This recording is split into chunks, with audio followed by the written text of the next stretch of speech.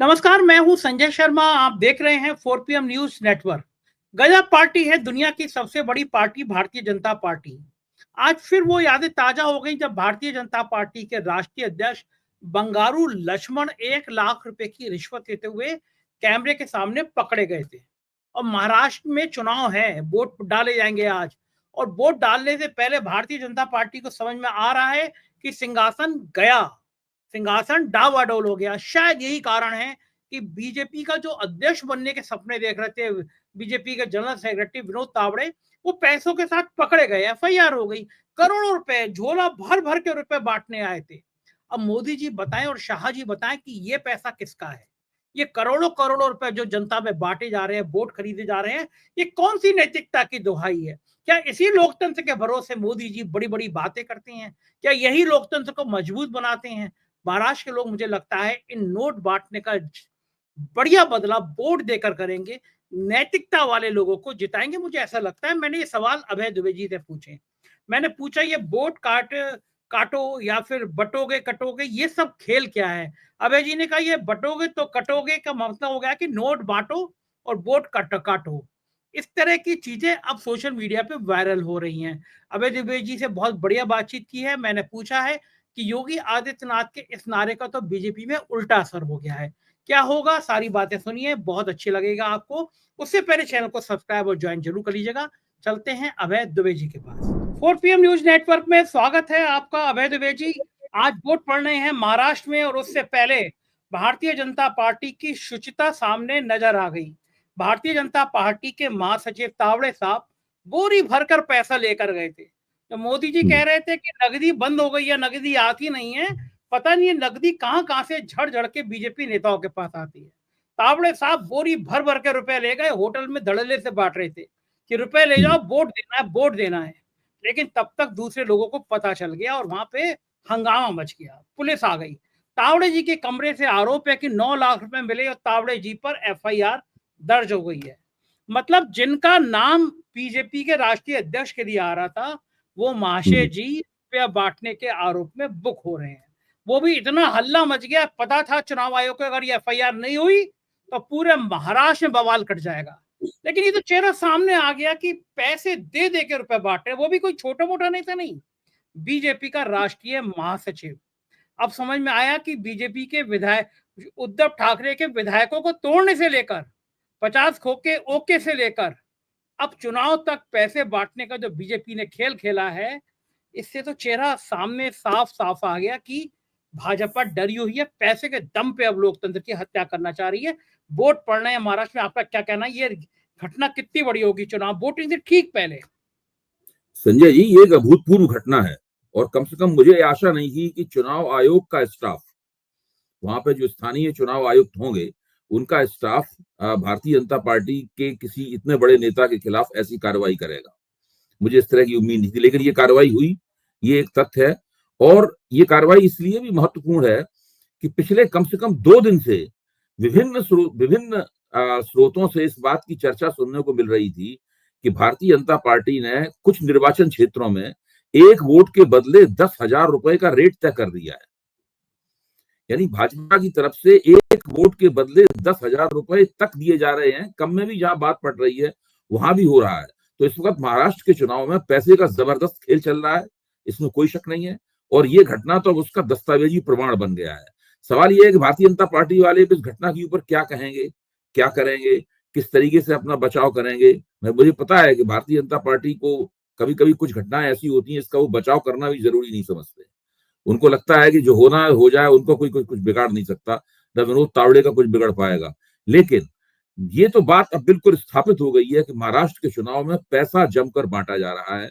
और किसकी तरफ से बांटा जा रहा है, इसका प्रमाण आपने दे ही दिया है, बिल्कुल सामने। भारतीय जनता पार्टी इस चुनाव को किसी भी कीमत पर जीतना चाहती है। और भाजपा की ये जो धन शक्ति है, जिसके दम पे वो चुनाव जीतना चाहती है, इससे न केवल महाविकास आघाड़ी के दल और उम्मीदवार चिंतित हैं, बल्कि इससे एकनाथ शिंदे और अजित पवार भी चिंतित हैं। क्योंकि वो जानते हैं कि अगर भारतीय जनता पार्टी इस तरह जबरदस्त रूप से रुपया बांटकर चुनाव जीत गई, तब फिर उनका जो भी सरकार बनेगी महायुति की, उस सरकार में उनकी हैसियत और औकात क्या होगी। बात तो ठीक है, लेकिन नैतिकता की अब कौन से मुंह से बड़ी बड़ी बातें करेंगे? मोदी जी और अमित शाह क्या बताएंगे कि हम नैतिकता वाले हैं, कोई भी भ्रष्ट आचरण नहीं करते? सब साफ आ गया, तो अब तो मुंह दिखाने लायक बचेंगे कहीं? नहीं, देखिए, ये तो हम लोग जिस तरीके से लोकतांत्रिक नैतिकताओं और लोकतांत्रिक शुचिताओं का सवाल उठाते हैं, तो हमको लगता है कि ये आरोप लग गया, ये पोल खुल गई, अब इसका क्या होगा? ये भारतीय जनता पार्टी के ऊपर ये नैतिक संहिताएं, ये शुचिता संबंधी संहिताएं लागू नहीं होती। आप आप गलत उम्मीद उनसे मत लगाइए, मेरा आपसे निवेदन ये है। आप उनसे ये उम्मीद मत लगाइए कि अगर वो रगे हाथों पकड़े जाएंगे तो उससे वो शर्मसार होंगे। भाई, ये वही पार्टी है, इसका राष्ट्रीय अध्यक्ष कैमरे के ऊपर रुपया लेते हुए पकड़ा गया था।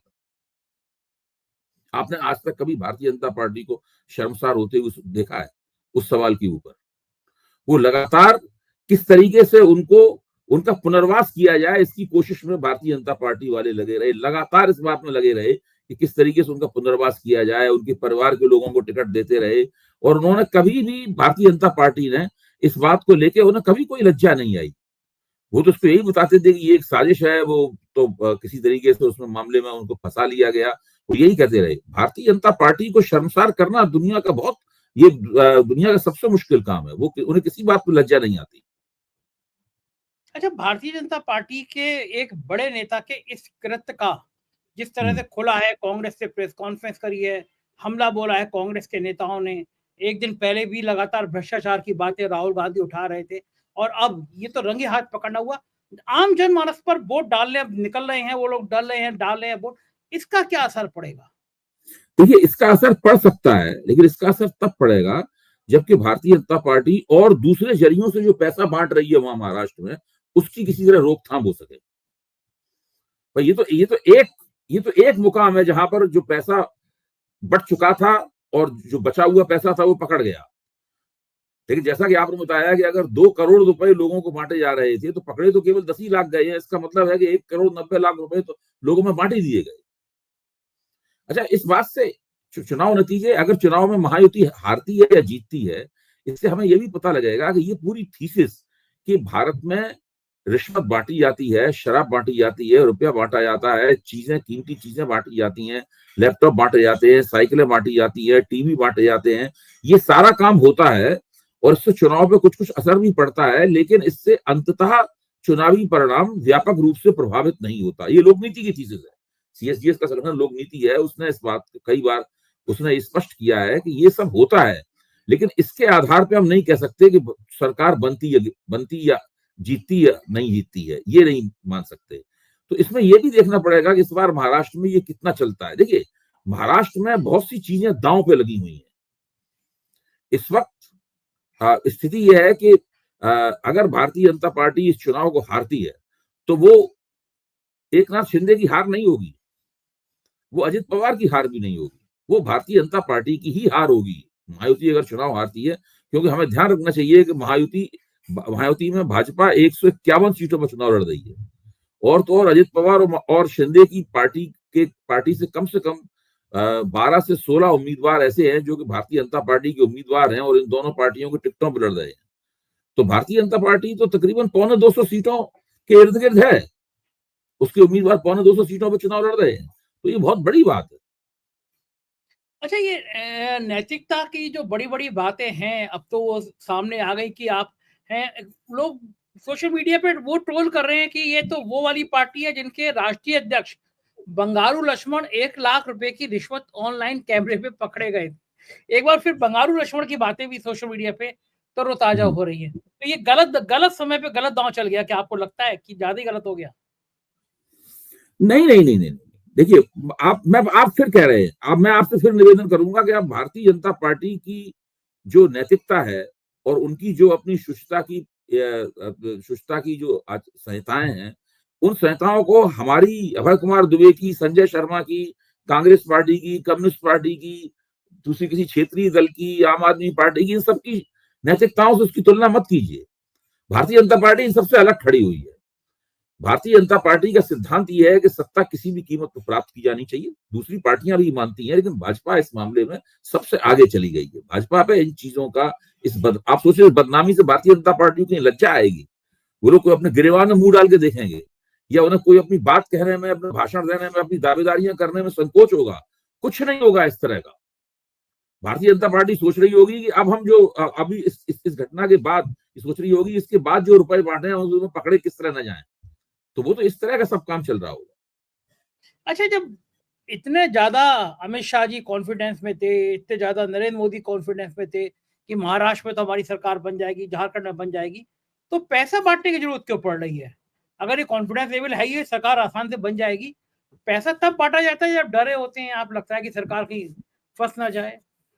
भाई डरे हुए तो हैं ही, डरे हुए तो हैं ही। महाराष्ट्र का चुनाव बहुत ही महत्वपूर्ण है। महाराष्ट्र में अगर महायुति चुनाव हार जाती है तो पिछले 2 साल से भारतीय जनता पार्टी वहां एक तो तोड़फोड़ की जो राजनीति कर रही है उसके मुंह पे एक करारा तमाचा होगा।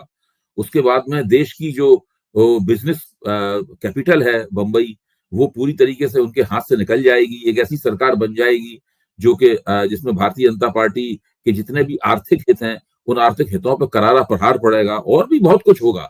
महाराष्ट्र में चुनाव हारना भारत के लोकतंत्र के इस मौजूदा स्थिति में बहुत दूर तक जाएगा। इवन मैं समझता हूँ झारखंड की भी यही स्थिति है। झारखंड अगर अगर महाराष्ट्र में मुंबई जो है वो बिजनेस कैपिटल है, तो झारखंड जो है वो जैसे कहते हैं आप खनिज कैपिटल है। तो झारखंड का चुनाव जीतना भी भारतीय जनता पार्टी के लिए बहुत जरूरी है। वहां भी बहुत पूरी ताकत से लगे हुए हैं, वहां भी जम के रुपया बट रहा है झारखंड में। हरियाणा में इस तरह की कोई खबर नहीं आई थी रुपया बंटने की, लेकिन इन दोनों राज्यों में जम के रुपया बांटा जा रहा है। बिल्कुल ठीक बात है। और एक चीज और है, बीजेपी को जो बहुत तगड़ा झटका लगा है वो है बटोगे तो कटोगे। जाओ, अभी तक का फीडबैक सामने आ रहा है, वो ना आ रहा तो उल्टा बीजेपी के गले की फांस बन गया है।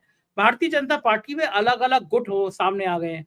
उत्तर प्रदेश, जहाँ के सीएम योगी आदित्यनाथ ने बड़े डंके की चोट पे कहा कि बटोगे तो कटोगे, एक ब्रह्म वाक्य बना लिया।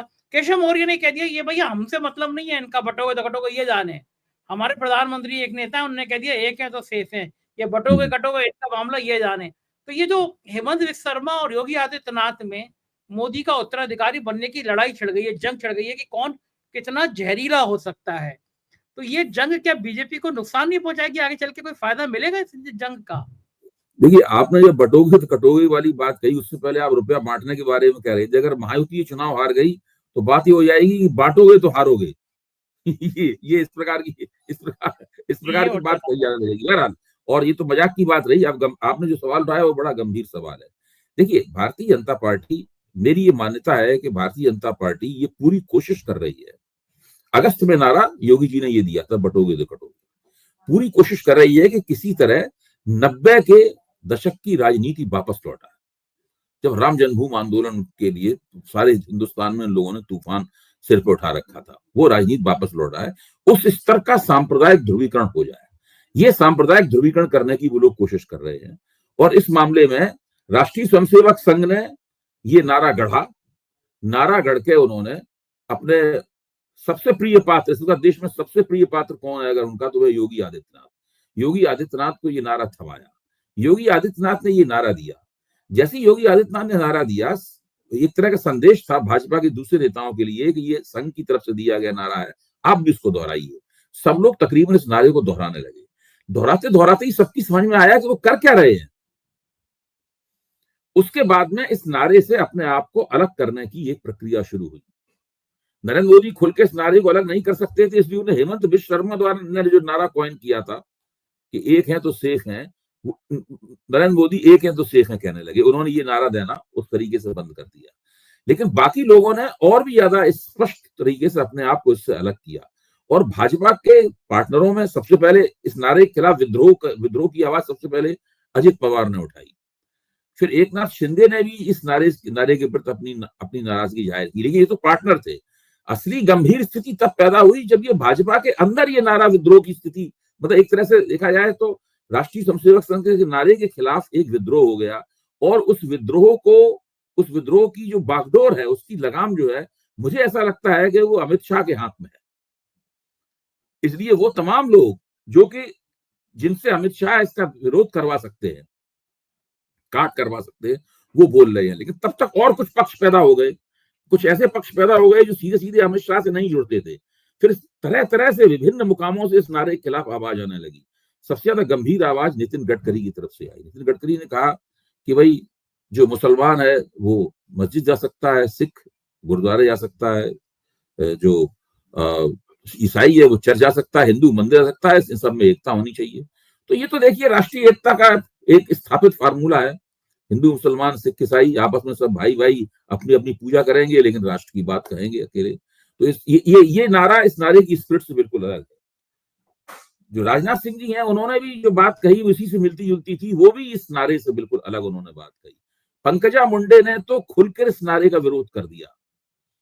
और जो लोग भाजपा के अंदरूनी मसले को जानते हैं कि गोपीनाथ मुंडे को नरेंद्र मोदी ने बहुत प्रोत्साहन दिया था अपनी तरफ से, और पंकजा मुंडे उन्हीं की बेटी हैं। और पंकजा मुंडे को किसने ढक्कन बनाया? सब लोग जानते हैं कि देवेंद्र फडणवीस ने पंकजा मुंडे को पूरी तरीके से राजनीति में हाशिए पर डाला। तो उनकी तरफ से इस नारे का विरोध हो गया। उसके बाद उत्तर प्रदेश में आप देखिए, योगी आदित्यनाथ के खिलाफ जो अमित शाह का बैंड बजाते हैं, दोनों अमित शाह का नगाड़ा बजाते हैं वो दोनों उप मुख्यमंत्री इस नारे के खिलाफ बोलती हुई नजर आई। मैंने कभी भी राष्ट्रीय स्वयंसेवक द्वारा दिए गए किसी नारे के खिलाफ इतना ज्यादा विवादात्मक रवैया अपनाते हुए भारतीय जनता पार्टी के अंदर किसी को नहीं देखा। ये जो आज की भाजपा है, आज की भाजपा भी अजीब है, ये पहचानने में नहीं आती। ये वो भाजपा नहीं है जो नरेंद्र मोदी के उभार से पहले थी। ये वो भाजपा भी नहीं है नरेंद्र मोदी अमित शाह के नेतृत्व में पूरी तरीके से हर बात के ऊपर एकजुट नजर आती थी, एक आवाज में बोलती थी। ये भाजपा अजीब तरह की भाजपा है। इसके अंदर किसकी वफादारी किसके साथ है, कौन कहाँ है, कौन किस बात को किस तरीके से बोल रहा है, ये सब बातें ऐसा लगता है हम लोगों को नए सिरे से इस भाजपा को समझने की कोशिश करनी होगी। मुझे तो लगता ही है, जो मैं पहले भी कह चुका हूं, कि नरेंद्र मोदी की राष्ट्रीय स्वयंसेवक संघ के साथ एक सेटिंग हो चुकी है। उस सेटिंग में देखिए सब बातें कयासी हैं, कोई मुझे ये तो बताएगा नहीं आके क्या हुआ है। राष्ट्रीय स्वयंसेवक वाले मुझे तो बताएंगे नहीं, कोई नहीं बताएगा। लेकिन आखिरकार नरेंद्र मोदी बीच चुनाव छोड़कर विदेश यात्रा पे गए हैं, कुछ ना कुछ तो उसका मतलब होगा। आखिरकार एक ऐसा नारा जो कि राष्ट्रीय स्वयंसेवक संघ ने इसको खड़ा है, उस नारे को लोग वैसा का वैसा ही स्वीकार करने को तैयार नहीं है। सब लोग अपना अपना संस्करण उस नारे का पेश कर रहे हैं। ये एक ऐसी स्थिति है, मुझे लगता है कि नरेंद्र मोदी का उत्तराधिकारी कौन होगा, इस नारे के जरिए ये बात तय की जा रही। सब लोग अपनी अपनी पोजीशनिंग कर रहे हैं, सब लोग अपने अपना पैंतरा जो है वो इस नारे के जरिए दिखा रहे हैं। ये एक बहुत ही खास तरह की स्थिति है। मुझे लगता है कि भारतीय जनता पार्टी एक नहीं है। इस वक्त भारतीय जनता पार्टी अपने भीतर अनेक हो चुकी है। ये अनेकता में एकता भी नहीं है, ये एकता के भीतर अनेकता दिखाई पड़ रही है। अनेकता के ऊपर फोकस ज्यादा है, एकता के ऊपर फोकस कम है।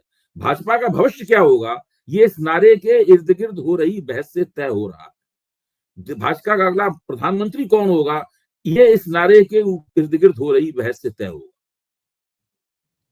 बिल्कुल ठीक कह रहे हैं। और दूसरी बात, ये नारा जो दिया गया था वो इसलिए दिया गया था कि बीजेपी को लगा कि 2024 के चुनाव में खास तौर से उत्तर प्रदेश में पिछड़े और दलित समुदाय ने बीजेपी का साथ छोड़ दिया था।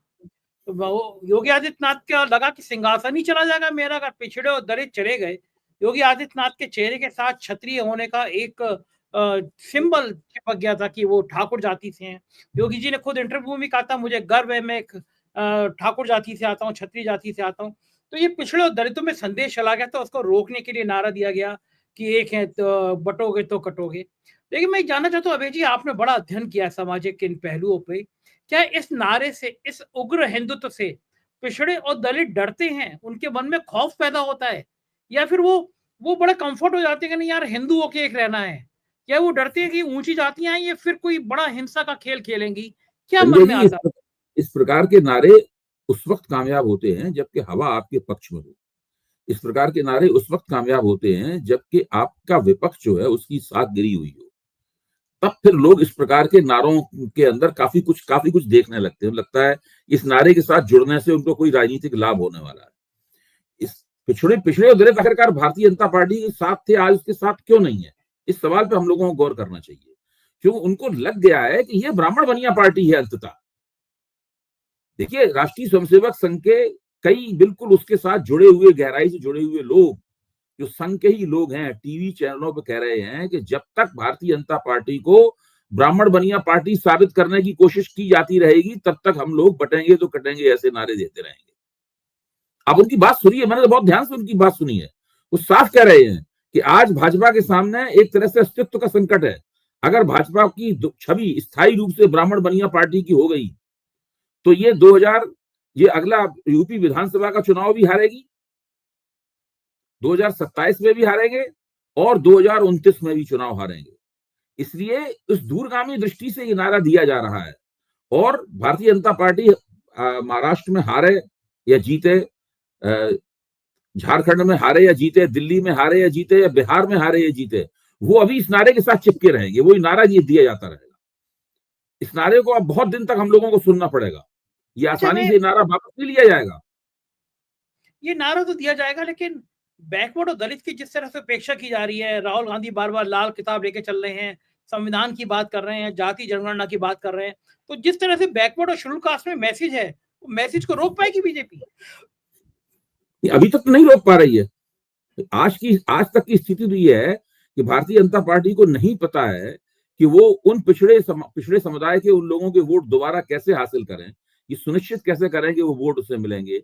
अति दलितों के वोट या गैर जाटव, उत्तर प्रदेश में गैर जाटव दलितों के वोट और दूसरी गैर महार दलितों के वोट महाराष्ट्र में किस तरीके से हासिल करें, ये सब अभी उसे देखिए। हरियाणा में तो अगर हरियाणा चुनाव भारतीय जनता पार्टी ईमानदारी से जीती है, मैं अगर शब्द को रेखांकित करके बोल रहा हूं, अगर ईमानदारी से जीती है तो ये मानना पड़ेगा कि जाटों के ऊपर कांग्रेस ने जो इतना ज्यादा जोर दिया, भूपेंद्र सिंह हुड्डा के नेतृत्व पे इतना ज्यादा जोर दिया गया, उसकी प्रतिक्रिया में दलित वोटों का एक बड़ा हिस्सा वो कांग्रेस में नहीं गया। इसने लोकसभा चुनाव में भी कांग्रेस को वोट दिया था। लेकिन इस तरह का कोई फोकस कांग्रेस की तरफ से या गैर भाजपा दलों की तरफ से आपको झारखंड में या महाराष्ट्र में तो दिखाई नहीं पड़ता। महाराष्ट्र की स्थिति और झारखंड की स्थिति तो बिल्कुल अलग है। वहां तो ये तो है नहीं, वहां तो स्थितियां बिल्कुल अलग तरह की हैं। यहाँ तो दो मोर्चे चुनाव लड़ रहे हैं, कोई एक पार्टी चुनाव लड़ नहीं रही है। झारखंड में भी झारखंड मुक्ति मोर्चा एक पूरे मोर्चे का नेतृत्व कर रहा है, उसमें भाजपा भी है, उसमें कांग्रेस भी है, उसके अंदर राष्ट्रीय जनता दल भी है। तो वहां ऐसी कोई स्थिति नहीं है। तो वहां दलितों का वोट ये कैसे छीनेंगे अघाड़ी से और उधर इंडिया गठबंधन से, ये भाजपा के सामने एक बहुत बड़ी चुनौती है। अभी तक उन्होंने ऐसा कोई युक्ति नहीं खोज पाई है।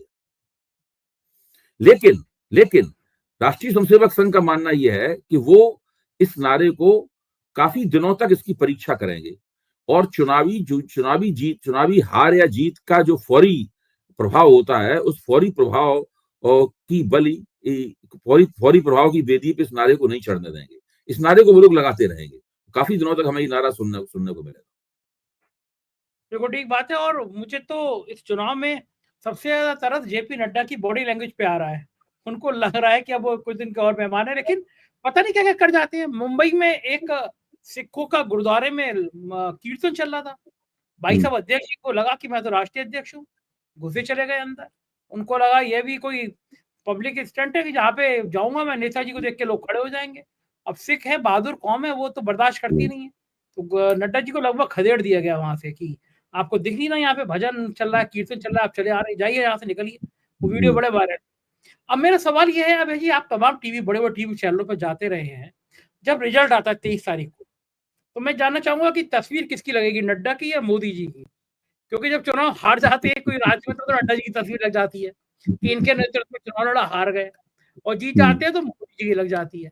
तो आपको क्या लग रहा है कि एक करके बताइए, महाराष्ट्र में तस्वीर नड्डा की लगेगी या मोदी की?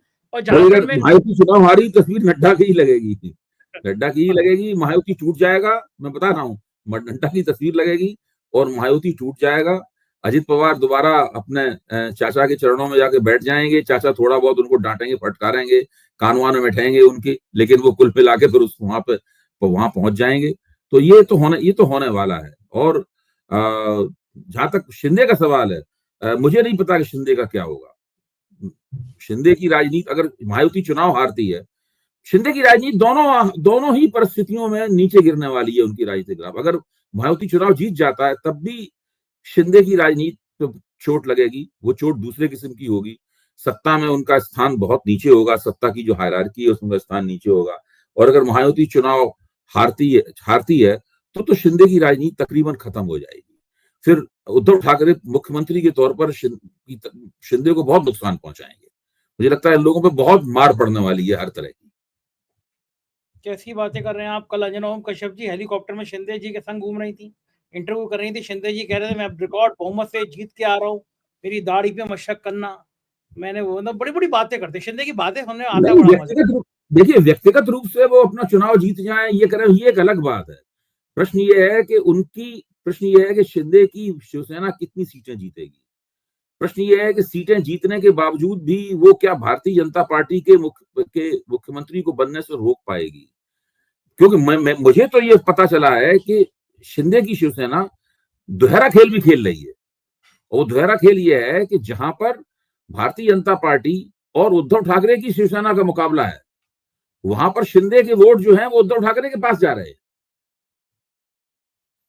मतलब ऐसा नहीं है कि ये खेल जो है ना महाराष्ट्र में कौन कहां क्या खेल खेल रहा है कुछ नहीं पता, क्योंकि शिंदे के और अजित पवार के हित में जाता है कि भारतीय जनता पार्टी उतनी सीटें न जीते जितनी सीटें जीतना चाहती है। अच्छा, वहां पे हर एंगल से आदमी अलग अलग बातें बता रहा है। जैसे लोग बता रहे हैं कि नवाब मलिक के ऊपर शरद पवार ने भी दांव लगा रखा है। नवाब मलिक और उनकी बेटी के बहुत ज्यादा मेहनत नहीं लगाई गई है कि नवाब मलिक का पता है कि इधर मतलब अजीत पवार की तरफ इधर भी आ सकते हैं। तो मुझे ये भी लोगों को कहना है, वहां के पत्रकारों को ये कहना था कि भाई महायुति आएगी, विकास अघाड़ी आएगी। हम ये नहीं कह सकते, लेकिन हम ये कह सकते हैं कि शिंदे मुख्यमंत्री नहीं बनेंगे। ये तो हर आदमी मान रहा है। ये तो तय हो गया है। देखिए ये तो तय हो गया, शिंदे मुख्यमंत्री नहीं बनेंगे और अजित पवार उप मुख्यमंत्री नहीं रहेंगे। ये दोनों नहीं रहेंगे। दोनों भाई चुनाव हार गए तो दोनों में से कोई कुछ नहीं बनेगा, कोई कुछ नहीं बनेगा। और अगर चुनाव जीत भी गए तो भाई इनको क्यों उप मुख्यमंत्री बनाया जाएगा। सही बात है, सही बात है। क्यों वो तो भारतीय जनता पार्टी की बल्ले बल्ले होगी। उसके बाद भारतीय जनता पार्टी के सामने प्रस्ताव रखेगी कि आप बताइए भाई आप क्या करना चाहते हैं, बोलिए, हमारा मुख्यमंत्री बनने वाला है, हमारी इतनी सीटें जीती हैं। क्योंकि देखिए जब जो पार्टी व्यवहारिक रूप से 166 से 172 के बीच में सीटों के ऊपर चुनाव लड़ रही हो, 151 खुले रूप से, बाकी प्रच्छन्न रूप से ये चुनाव लड़ रही हो, तो वो पार्टी अगर बहुत अच्छा प्रदर्शन करती है, अगर उसका स्ट्राइक रेट 60% 65% रहता है, तो उस पार्टी की ही बल्ले बल्ले होने वाली है। फिर तो इन लोगों को जूनियर पार्टनर की हैसियत स्वीकार करनी पड़ेगी, जो व्यवहारिक रूप से भाजपा ने अभी इन्हें स्वीकार करा दी है। इसीलिए ये भाजपा के खिलाफ कुछ साजिश तो कर सकते हैं, लेकिन भाजपा को खुल के चुनौती देने की स्थिति में नहीं है, क्योंकि इसमें सबसे ज्यादा खराब हालत अजित पवार की है। इसलिए वो खुल के भी चुनौती उन्होंने थोड़ी सी दे दी। बटेंगे तो कटेंगे वाले नारे का भी विरोध कर दिया। नरेंद्र मोदी से भी कह दिया गया बारामती मत आना, आपकी कोई जरूरत नहीं है, हम वहां अपना काम खुद ही संभाल लेंगे। तो ये लोग सबसे ज्यादा खराब दयनीय स्थिति में यही दोनों हैं। सही बात है। तो उत्तर प्रदेश में अखिलेश यादव ने बड़ा तीखा आरोप लगाया, कहा लाल पर्ची बांट रहे हैं, जो वोटरों को डरा धमका रहे हैं। उपचुनाव यहाँ पे भी हो रहा है। और आखिरी सवाल, क्या लगता है उत्तर प्रदेश का उपचुनाव योगी का भविष्य तय करेगा? देखिए योगी जी के लिए तो ये उपचुनाव जीतना बहुत ही जरूरी है, क्योंकि अगर योगी जी इस चुनाव में अच्छा प्रदर्शन नहीं कर पाए तो फिर राष्ट्रीय स्वयंसेवक संघ के हाथ की कोशिशें कमजोर हो जाएंगी। फिर वो किस मुंह से योगी को बचाएगा। फिर तो जो अमित शाह की लॉबी है वो पूरी तरीके से योगी की टांग खींचने पे, योगी के नीचे से सत्ता का कालीन खींचने में जुट जाएंगे। वो खुल के हो जाएगा सारा का सारा, क्योंकि उनके दोनों उप मुख्यमंत्री तो लगातार ये कह रहे हैं कि इनका जाना तय है। थोड़ी देर जरूर हो रही है, लेकिन आखिरकार इनको जाना ही पड़ेगा। बहुत शुक्रिया अभय जी, आपने इतना समय दिया। थैंक यू, आभार। तो ये थे अभय दुबे जी, और मुझे यकीन है आपको ये बातचीत पसंद आई होगी। अपना प्यार ऐसी बनाए रखिएगा। शुक्रिया, थैंक यू।